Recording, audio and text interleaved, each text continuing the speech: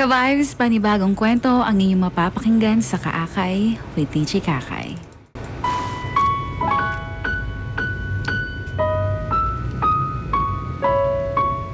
Hindi ba't pag mahal mo ang isang tao, pipiliin mong magbago para sa ikabubuti ng pagsasama niyong dalawa? O sapat na nga bang pagmamahal para mabago ang isang tao? Hello DJ Kakay, ako nga pala si Via at ang gustong ibahagi sa inyo ngayon ay ang maikling kwento ng aking buhay pag-ibig. Nakilala ko si Dio. Unang kita ko pa lang sa kanya, para bang alam ko na siya na talaga. Naalala ko pa nung unang kaming nagkatitigan. Para bang huminto ang buong paligid ko, DJ Kakay. Hindi talaga mawala sa isip ko ang alaala ko na yon sa kanya. Totoo pala yun, no? Akala ko kasi sa mga napapanood ko lang sa TV nangyayari yon. Pati rin pala sa totoong buhay. Ako talaga ang unang umibig sa aming dalawa. Ewan ko ba? Hindi ko inaasahan na mahuhulog ako sa kanya. At nang makapag-usap kami at mas nakilala ko pa si Dio ay mas lalo akong nahulog sa kanya. Doon mas lalong lumalim ang nararamdaman ko. At heto kami ngayon, DJ Kakay. 2 taon na kami sa aming relasyon. Masaya. Masaya naman kami. At buong-buo pa rin ang pagmamahalan namin sa isa't isa. Saan mo gusto kumain? Parang gusto ko ng seafood ngayon. Ikaw ba? Okay lang din sa akin mag-seafood. Sa dati pa rin ba tayo? Oo, babe. Doon pa rin tayo. Babe. Po, babe. Salamat, ha? Ha? Para saan? Wala. Palagi mo kasi akong pinagbabalat ng hipon eh. Kahit ikaw mismo hindi pala kain ng hipon kasi tinatamad ka magbalat. Ano ba? Maliit lang na bagay yun, basta para sa'yo. Ang sweet naman. Oo nga pala babe. Pagkatapos natin kumain mamaya may dadaanan tayo ha. Sige lang. Kaya mo na tayo dyan na mabuti ha. Malayo kami sa isa't isa ni Dio. Taga-Tarlac siya at ako naman ay nasa Manila. Kaya madalang lang kami magkita dahil bukod sa malayo ay may kanya-kanya din kaming ganap sa buhay. Pero kahit na ganon ay sinisigurado namin na meron pa rin kaming oras sa isa't isa. Na magkikita kami isang beses sa isang linggo. Na-appreciate ko rin ang effort niya na puntahan ako kahit malayo. Ako kasi yung tipo ng babae na ako talaga dapat ang pinupuntahan. Pagkatapos namin kumain ay niyaya ko siya sa department store para bumili ng puting t-shirt. Gustong-gusto kasi kapag nakaputi siya eh. Babe, wag na. Ako na lang bibili. Ano ka ba? Gusto ko ako ang bibili para sa'yo. Ang linis kasi tignan kapag nakaputi ka. Parang ang bango-bango ba? Grabe ka naman. Mabaho ba ako? Sira, mabango ka talaga. Sige. Pero ako na ang bibili ah. Ako naman yung gagamit eh. Pero babe, ako ang may gusto. Kaya ako ang bibili, okay? Hindi perpekto ang relasyon namin, DJ Kakay. Maraming pagkakataon na hindi kami nagkakaintindihan. Pero alam ko na palagi pa rin namin pipiliin ang isa't isa kahit anong sitwasyon. Naniniwala rin ako na may mga bagay talaga siya na siya lang ang makakagawa at ako lang din ang makakagawa para sa relasyon namin. Mansa rin namin ngayon at pupusta ako na nakalimutan na naman niya ito. Hay, nako talaga. Hindi naman na ako na-offend. Siguro dahil nasanay na lang din ako. Alam ko naman kasi na mahal ako ni Dio. Hindi ko lang pala alam. Ramdam na ramdam ko din. At dahil mansa rin nga namin ngayon ay naglambing ako na puntahan niya ako. Bahala na kung saan kami makarating basta gusto ko mag-celebrate ng mansa rin namin kahit na ako lang may alam. Hi, DJ Kakay. Nakakaasar. Pero give and take lang talaga pagdating sa love eh. Hindi rin naman ako perfect. Hindi nga ako marunong mag-drive at ayoko naman mag-commute kaya siya palagi ang nag-i-effort para magkita kami. Pero mahal ko siya. As a passenger princess nga lang talaga ang atake ko. Hi, babe! Oh, hi babe. Ang ganda mo naman. Siyempre naman. By the way, alam mo na ba? Ang alin? Namansarin natin ngayon. Wala ka na namang alam? Hala, pasensya na. Ang dami ko kasing naiisip eh. Happy Mansari sa future wife ko. Oo, ang dami mo ang iniisip. Ako lang ang hindi. Ayan na naman eh. Nagtatampo na naman yung prinsesa ko. Pasensya na talaga, babe. Joke lang yun. Naiintindihan ko naman na sa simula pa lang, hindi ka na talaga matandain kaya kakalimutan ko na rin na boyfriend kita. Ay, babe naman. Alam mo ba, nung una, iniisip ko talaga na hindi mo ko totoong mahal. Kasi ang daming bagay na nakakalimutan mo tungkol sa atin. Pagpasensya mo na talaga ako. Nakalimutan ko lang naman talaga. Tsaka, pati nga ako nainis sa sarili ko eh. Pero na-realize ko na masyado ka lang talagang maraming iniisip at ginagawa kaya tinanggap ko na lang. Ay, salamat naman. Pero, alam mo na mahal kita, babe. Promise. Dapat lang, no? Tsaka, di ba, tanggap mo rin naman na hatid sundo mo na talaga ako habang buhay. Tanggap na tanggap, babe. Tsaka, walang problema doon. Prinsesa kita eh. Alam mo, DJ Kakay, nakakatuwa dahil habang tumatagal ay lalong pinapatunayan ni Dio ang pagmamahal niya sa akin. Sa halip kasi na malamig kami sa isa't isa ay mas lalong umiinit ang pagmamahalan namin. Habang naglilinis ako ng kwarto ko dahil sa amin siya magpapalipas ng gabi, biglang pumasok si Dio at umupo sa isang tabi. Wow! Ang sipag naman ng prinsesa ko. Hay nako, babe. Kung hindi ka pa sigurong matutulog dito, hindi ko malulugar ang linisin itong kwarto ko. Sa dami ko ba namang ginagawa? Babe, pakasal na kaya tayo? Ha? Ha? Ano? Wala lang, naisip ko lang. 2 taon din naman tayo eh, tsaka pareho tayong may trabaho. Bakit? Nakikita mo na ba ako na bilang asawa mo? Oo naman. Ikaw lang yung gusto kong makasama habang buhay, tsaka maging nanay ng mga anak ko. Sigurado ka ba dyan? Hindi ganun kadali ang pag-aasawa, ha? Hindi sapat na mahal lang natin ang isa't isa. Kung nag-adjust tayo sa isa't isa para mag-work itong relationship natin, mas malaking adjustment ang gagawin natin para mag-work ang marriage natin. Ay, nako. Kaya naman natin yun, babe. Kaya nga ba talaga? Alam mo kung ano ang tinutukoy ko, babe. Yung pag-inom ko na naman ba? Wala nang iba. Magbabago naman ako eh pag kasal na tayo tsaka pag may pamilya na tayo. Kailan pa? Hindi ba yan din ang sinabi mo sa akin nung nililigawan mo pa lang ako? Ang sabi mo sa akin pag naging girlfriend mo na ako hindi ka naiinom. Alam mo namang hindi ganun kadali yun, babe, di ba? Alam ko. Kaya nga hindi kita binibigla, di ba? Ang sabi ko pa nga sa'yo, tutulungan kitang alisin yan ng paunti-unti. Oh, nakinig naman ako sa'yo, di ba? Oo, nakinig ka. Pero ilang buwan pa lang pagkatapos kitang sagutin, bumalik ka na naman sa dati. Ang hirap naman talaga kasi iwasan, babe eh. Sa mga tropa ko, pati yung trabaho ko. Sa mga kasama ko talaga yun, wala sa akin. Talagang idadahilan mo pa sa akin yan. Ganyan ba ulit gagawin mo kapag pumayag ako magpakasal sa'yo? Ang gusto ko magbago ka, hindi magpagitang tao. Alam ko na mahal namin ni Dio ang isa't isa, pero alam ko rin na marami pang bagay ang dapat namin pag-isipan ng mabuti bago kami magpakasal. Natatakot lang ako na baka kung kailan kasal at may pamilya na kami ay tsaka siya mawawala sa amin. Dahil may alcohol addiction siya, DJ Kakay. Mabigat para sa akin dahil lumaki ako na nakikita kung gaano kalulong ang daddy ko sa alak. Hanggang sa iyon din ang ikinamatay niya. Ayoko mangyari kay Dia yung nangyari sa daddy ko. Gustong-gusto ko na mabuhay ng mabuti pero huli na ang lahat ng mangyari iyon. Daddy's girl kasi ako, DJ Kakay. Kaya hindi naging madali para sa akin nung mawala sa amin ang daddy ko. Mabuting tatay siya sa akin at malambing na asawa sa mami ko. Pero hindi kumpleto ang araw niya kung hindi siya iinom. Naging hobby na yata niya iyon, kinahuhumalingan at ginawang bisyo.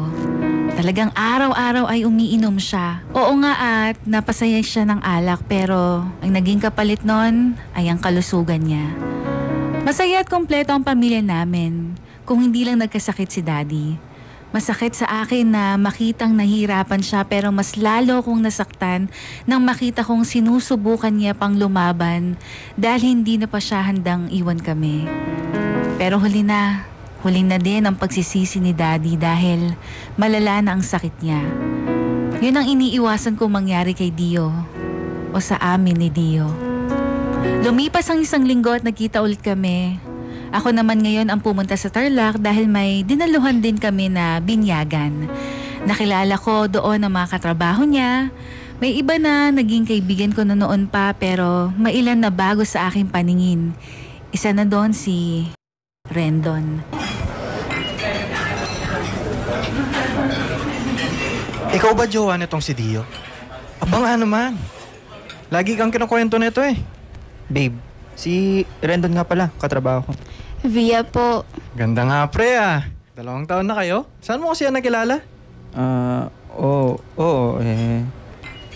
hanap ka na yata na asawa mo, Kuya Rendon. Putan mo na. Di yan. Nga pala, inom tayo mamaya ah. Sagot na ni paring Jobert. Nakabili na kaagad ng ilang case. Inom? Iinom ka, Dio? Hindi, babe. Sorry, Kuya Rendon. Pass mo na ako. Tsaka magdadrive pa ako mamaya eh. Tsaka may pupuntahan kami ni Via. Ay, nako naman. Pre, paminsan na nga lang ako mag-iya eh.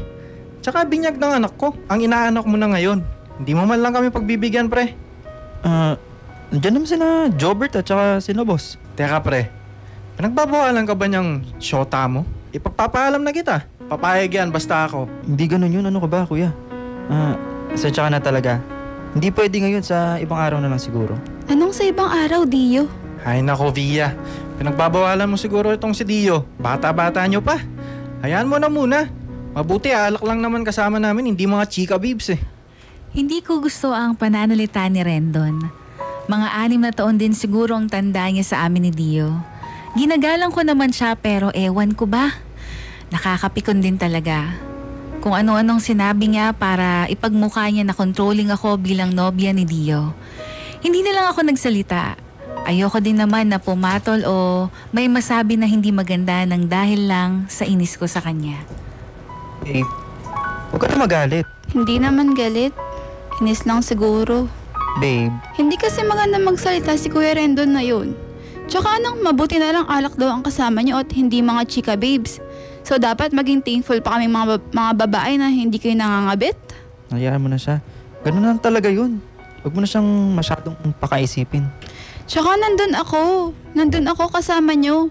Pero kung matawag niya ako na ganyan, yung girlfriend mo, Dio, hindi ba para nakakabastos? Oh, sorry na, babe. At anong sa ibang araw na lang, ha? Sumasama ka ba sa kanila mag-inuman, ha? Hindi, babe. Ano ka ba? 2 beses ko pala nakasama sila, Kuya Rendon. Sabi ko sa'yo, Dio, huwag ka na iinom. Huwag mong isipin na atake ang mga sinasabi ko sa'yo dahil para rin naman yan sa ikabubuti mo. Okay, sorry, babe. Alam ng Diyos kung gaano kita kamahal. Na ikaw ang gusto kong mapangasawa. Pero sa din kasi ng pananalita mo nung nakaraan, babe, parang hindi ka sigurado sa akin. Paprangkahin na kita, babe, ha? May alcohol addiction ka na. At alam mong, nakita ko na ganyan si Dad. Bago siya pumanaw, tingin mo ba hindi ka sisingilin ng katawan mo pagdating ng panahon? Dahil sa pang-aabusong ginagawa mo ngayon? Hindi na nga ako kila Rendon eh. Babe naman, huwag kang mag-alala. Paano sa future? Sinabihan mo pa siya na sa ibang araw na lang. Magbabago na nga ako, babe, di ba? Bakit hindi pa ngayon? Actually, bakit hindi pa noon? Basta, gagawin ko yun, maniwala ka lang. Paano ako maniniwala? Pinangako mo na sa akin noon yan. Pero ano nangyari? Tapos ngayon, nangangako ka na naman? Puro ka na lang kasi pangako. Akala mo ba ganun na lang? Ba, hindi naman ako nagkulang sa'yo, babe ah.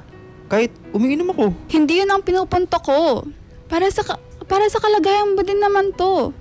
Tsaka, yung pagdadahilan mo na yan, parang yung sinasabi mo lang kay Kuya Rendon, o babae ka man, o nagpapakalasing, parehas mo lang naman ako sinasaktan. Babe, hindi ko gagawin sa'yo yun. Pero Dio, malala na yung pag-inom-inom mo. Sobra na. Akala mo hata, hindi ko alam na gabi-gabi kang umiinom noong nakaraan. Ano ba magandang may dudulot sa'yo ng alak, ha? Di mo naman kasi ako maintindihan eh. Ako pa ang hindi nakakaintindi? Mahal na mahal kita, Dio. Kaya nga nagawa kong tiisin yan, di ba? Kahit noon pa kita sinasabihan na tumigil na. At saka, ang sakin lang ay baka kung kailan mag-asawa na tayo, dun ka pa magkasakit. Paano na lang ako? Kami na mga magiging anak mo. Alam mo naman yung pinagdadaanan ko kay Dad, di ba? Alright, sige na. I'm sorry. Tsaka, di naman mangyari yun, babe. Huwag kang mangamba. Hindi malabong mangyari yon, Dio. Kung hindi ka magbabago. Mahal ko si Dio, DJ Kakay. Kaya gusto kong magbago siya. Gusto kong makasama niya kami ng matagal ng mga magiging anak namin sa darating na panahon. Ayoko magsisi siya sa huli na sana hindi niya inabuso ang katawan niya. na sana hindi siya nagpadala sa bisyo niya. Hindi naman ako mahigpit na tao. Hindi naman ako mahigpit na nobya din. Iniisip ko kung controlling ba o kagaya ng pinapalabas minsan ni Kuya Rendon na controlling ako. Pero kung alam kong may disiplina si Dio sa pag-inom niya ay wala naman siyang maririnig sa akin. Pero hindi hindi normal ang pag-inom ni Dio. Hindi siya makatulog sa gabi nang hindi nakakainom at kung para sa atin ang pagkakape ay parte na ng araw-araw natin, kay Dio naman ay ang pag-inom niya ng alak na para bang idinepende na niya ang buhay niya rito. Hindi rin naman nag-iiba ang kilos at ugali ni Dio sa tuwing nakainom siya. Pero yun lang. Yun lang ba ang basihan para hindi ko siya pagbawalan, DJ Kakay? Alam ko na may mga tao na kapag lasing ay nagiging violente. Thankful naman ako na hindi ganon ang boyfriend ko. Pero masama pa rin ang ginagawa niya. Gabi-gabi pa rin siyang naglalasing kaya ganito na lang ako kung mag-alala. Dahil alam ko na sa bawat pag-inom niya ay unti-unti nitong sinisira ang katawan niya at yun ang gusto kong maintindihan niya. Wala naman talagang magandang may dudulot ang alak sa katawan at buhay. Nangako ulit si Dio na titigil na talaga siyang mag-inom. Naniwala naman ako, DJ Kakay. Inasahan ko na totoo nga ang pangako niya ngayon. Sorry, the number you have dialed is not in service at this time. Sorry, the number you have dialed is not in... Ano ba, Dio? Bakit hindi ka sumasagot? Ang hirap namang kontakin. Pang ilang tawag ko na to, pero wala talaga. Kinakabahan na ako. Baka mamaya kung ano nangyari kay Dio. Siguro, tawagan ko na lang muna si Ate Kali.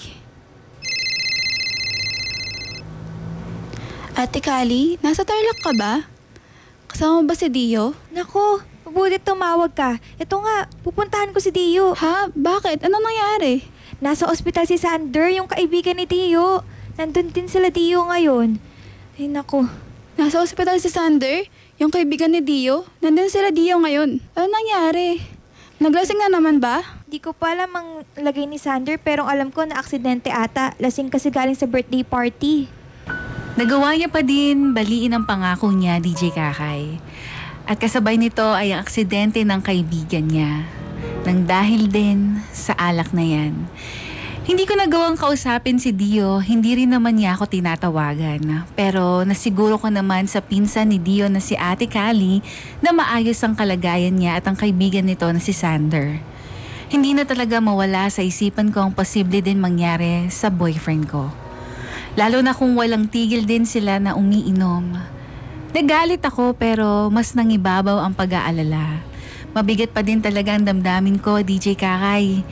Hindi ako masaya sa nangyari kasi hindi ba kapag mahal mo ang isang tao, handa ka dapat magsakripisyo at magbago? Pero ilang taon na akong umaasa na titigil din si Dio. Heto, at wala pa rin nagbabago.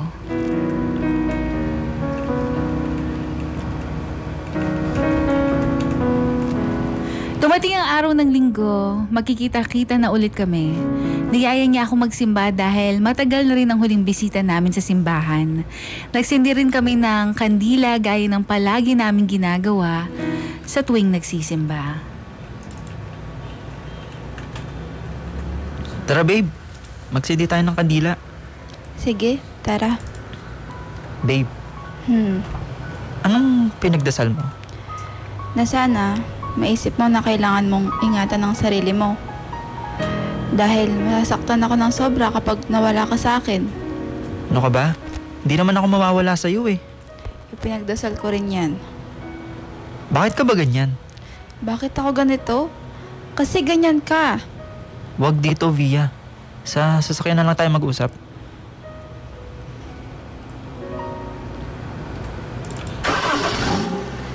Naiinis ako sa'yo kasi makasarili ka. Via, akala ko ba mag-usap tayo?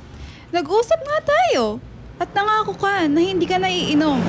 Pero tignan mo, uminom ka na naman. At may nangyari pa sa kaibigan mo. Hindi mo man lang nagawang sabihin sa akin?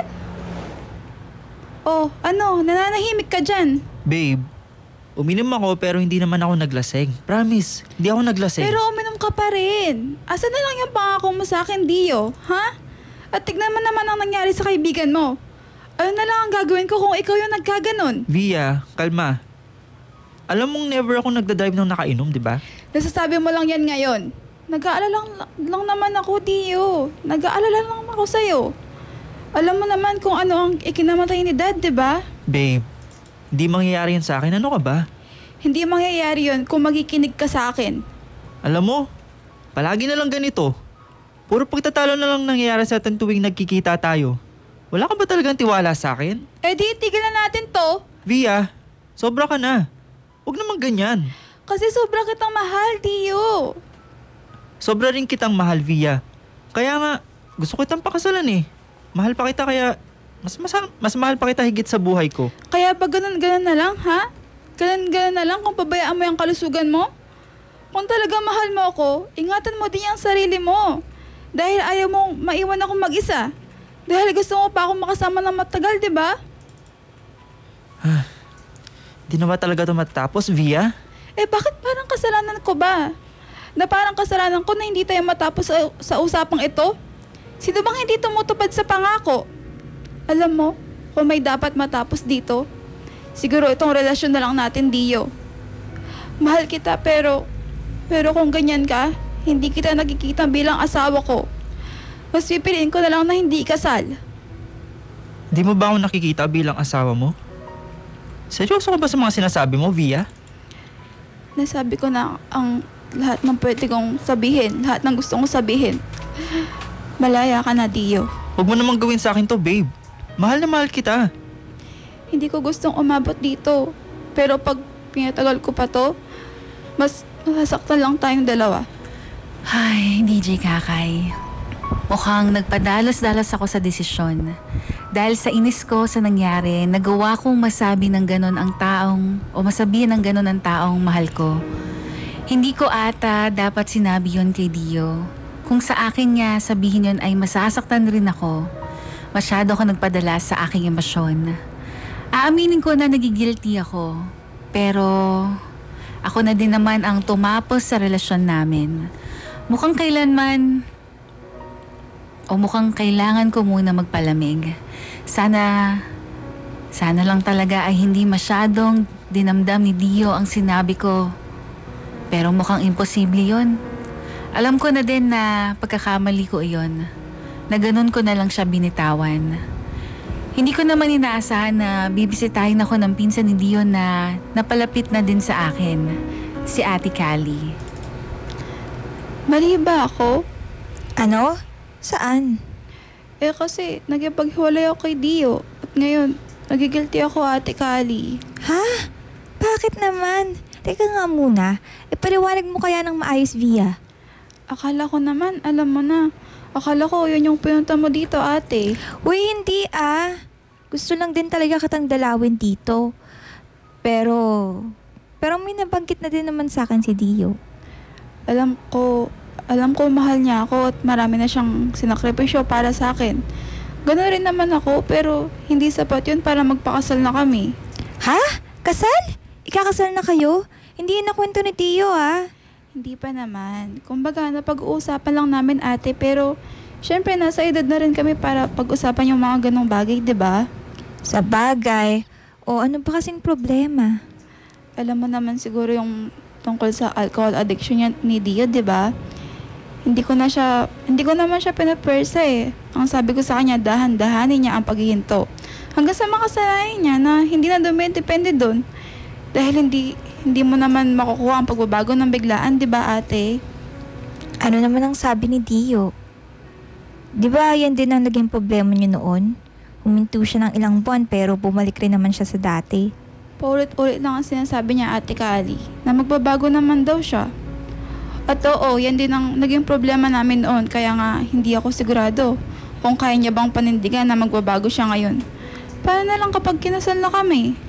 Hay nako, Via. Mahirap yan, pero kung talagang mahal ka niya, wala namang imposible, di ba? Di ba? Akala ko naman magagawa niya dahil mahal niya ako. Tsaka, wala naman sanang problema sa pag-inom eh. Basta hindi sobra at hindi lagi. Ayoko lang na matulad siya kay Dad. O mapahamak din kagaya ni Sander. Tama ka dyan. Pero alam ko namang mahal ka ni Dio. Sana lang, sapat ang pagmamahal niya para talikuran yung buhay na nakasanayan niya. Masama naman kasi talaga yun eh. Tsaka, yung pakikipaghiwalay mo, kaya mo pa panindigan? Makikipaghiwalay ka na ba talaga sa kanya? Oo naman. Kung hindi talaga siya magbabago. Pero may parte pa rin sa akin na gusto maniwala na kaya niya magbago. Para din naman kasi talaga sa sarili niya yun eh. Tsaka mahal na mahal ko siya, ate. Pero, hindi ka dapat nakipaghiwalay ka agad, Via.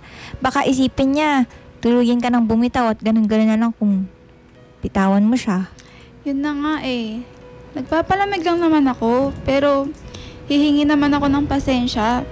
Pero dahil lang nagyapaghiwalay ako kaagad at nagpadala sa emosyon ko, yun lang. Yun lang. Kilala kita, Via. Mabait ka pero may pagkaprangka ka din. Ano pang sinabi mo? Okay, fine.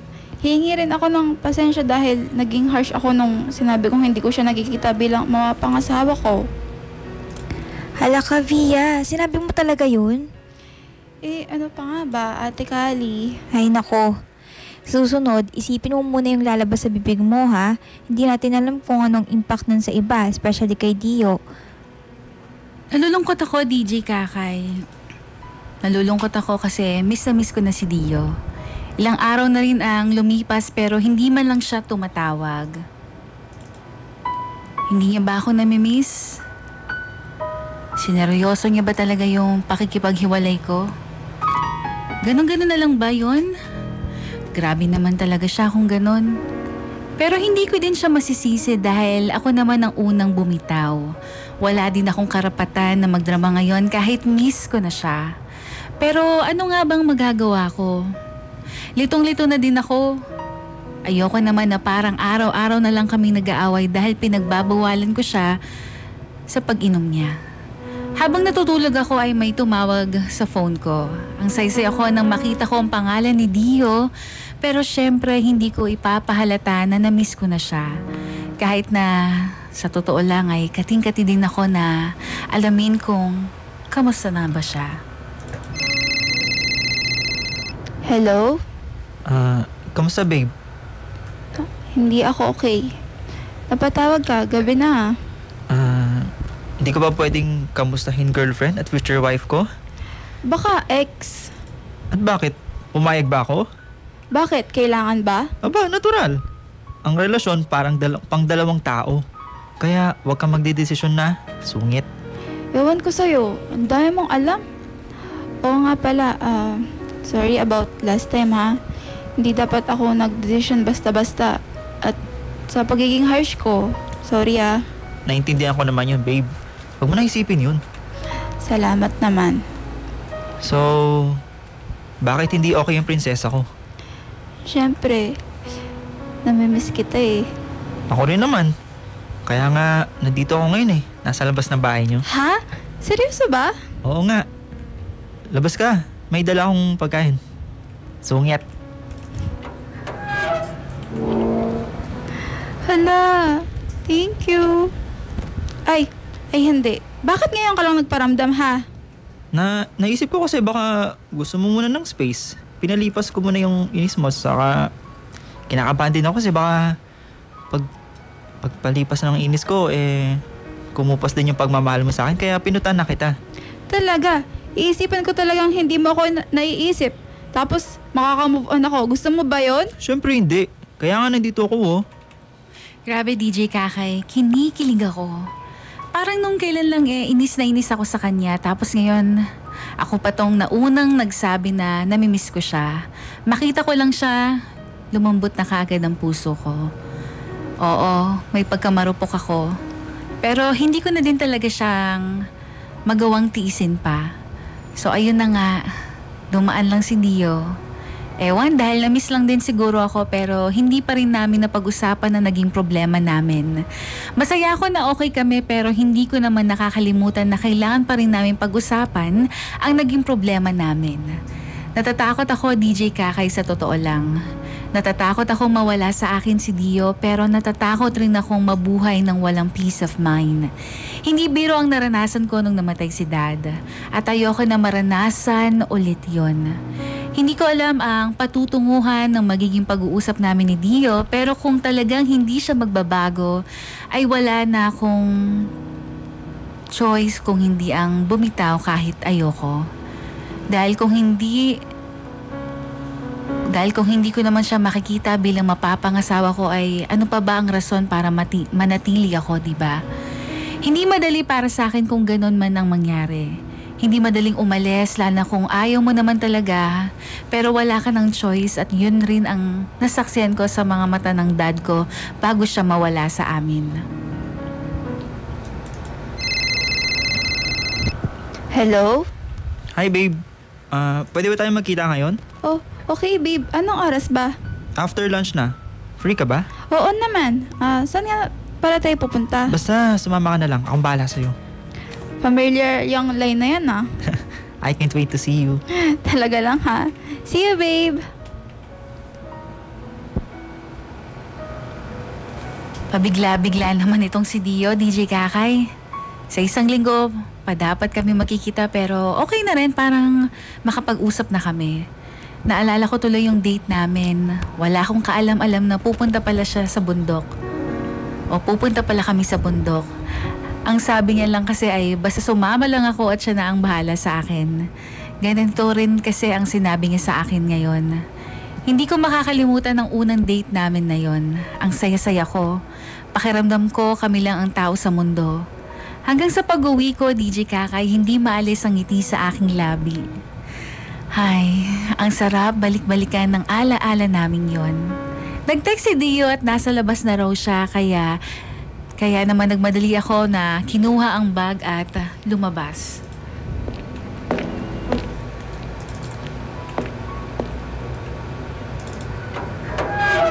Oh, sakay na. Miss Passenger Princess. Hay nako, saan ba talaga tayo pupunta ha? Matulog ka muna. Pagising mo, nandun na tayo.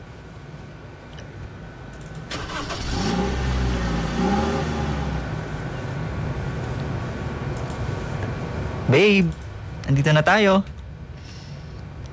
Ay. Babe, para akong maiiyak. Totoo ba ito, babe? Hindi ba ako nananaginip? Naalala mo ba tong lugar na to? Hindi ko makakalimutan ang lugar na ito, Dio. Ano ka ba? Alam mo ba, babe? Nung nakipaghiwalay ka sa akin, pumunta ako mag-isa dito. Malungkot pala, no? Sabi ko nga sa sarili ko, parang hindi ito yung lugar na pinuntahan natin noon. Kasi nga, yung lugar na to, masaya payapa. Na-realize ko, ikaw pala yung dahilan. Babe, Pwede bang humingi ng pabor sa'yo? sure. Ano yan, babe? Makinig ka lang yun lang. Okay. Una sa lahat, gusto ko humingi ng tawad kung hindi ko natupad yung pangako ko sa'yo noon. Kung sinubukan ko lang pero hindi ko pinanindigan. Hindi naman kita masisisi kung ayaw mong maniwala sa akin, pero hindi ako magsasawang patunayan sa sarili ko na hindi ka magsawang maniwala sa akin. Alam mo, ang dami kong naisip at na-realize matapos nung gabing maaksidente si Sander. Hindi ko din naman gugustuhin na mapunta sa sitwasyon na yun. At alam ko na dapat akong makinig sa'yo, kaya ayaw ko rin na nag-aalala ka. Handa na akong makipag-usap tungkol sa addiction ko. Handa naman akong tanggapin yung tulong mo Hindi dahil sinabi mo, kundi dahil pangarap mo yun na pangarap mo sa akin. Ang magkaroon ng buo at masayang pamilya. At hindi mangyari yun kung wala kang peace of mind. Kung may nararamdaman kang takot, kung lagi kang nag-aalala. Kahit mahirap, gagawin mo, babe. Alam mo, babe, parehong mahirap Hindi madaling magbago. Hindi rin madaling kapag nawala ka sa akin. Narealize ko na gano'n naman talaga Wala naman talagang madaling desisyon. Alam mo, akala ko hindi mo na ako maiintindihan at wala na akong choice kundi ang bumitaw. At ayokong mangyari yun. I'm sorry, babe. Sorry sa lahat ng ginawa ko. Sorry dahil lagi kang nag-aalala sa akin. Alam ko na palagi kong sinasabi sa'yo na handa akong mamatay para sa'yo, pero this time, gusto kong mabuhay para sa'yo. Mahal na mahal kita, Via. At ayun na nga, DJ Kakay, sa huli ay umiral pa rin ang pagtitiwala ko kay Dio na kaya niyang magbago. Mas matimbang pa din talaga ang pag-ibig namin sa isa't isa. Hindi ko rin naman magawang bitawan siya. Pero hindi madali ang magtiwala ulit sa taong nangako, pero napako at ngayon ay nangangako ulit. Mahal ko si Dio at pinili ko pa rin ang manatili sa tabi niya. May mga nagsasabi na hindi na dapat ako naniwala pa kay Dio, pero napagtanto ko na hindi naman talaga tayo maintindihan ng iba hanggat wala sila sa posisyon at sitwasyon natin, di ba? Sapat na nga ba talaga ang pagmamahal? Pero to be loved is to be changed, sabi nga nila. Kaya nga, ang gusto ko ay magbago si Dio dahil mahal niya ako at mahal niya ang sarili niya. Ngayon ay 2 taon nang malaya mula sa alak si Dio. Masayang masaya ako para sa kanya. Nakikita ko na mas lalo din siyang naging healthy kumpara noon. At talagang inaalagaan na niya ang kalusugan niya. Yun ang pinaka-importante. Maraming salamat sa pakikinig sa aming storya. Kaya sana ay maging leksyon din ang story namin sa karamihan. Mahirap lumayo at tumigil sa nakasanayan, pero masisipin mo pa din ang mas makakabuti sa'yo dahil ambisyo kagaya ng alak, pansamantalang siya lang ang ibibigay nito. Pero ang consequences sa ating katawan, panghabang buhay. Mga kabaris, yan ang aming storya ngayong araw sa Kakaakay with DJ Kakay.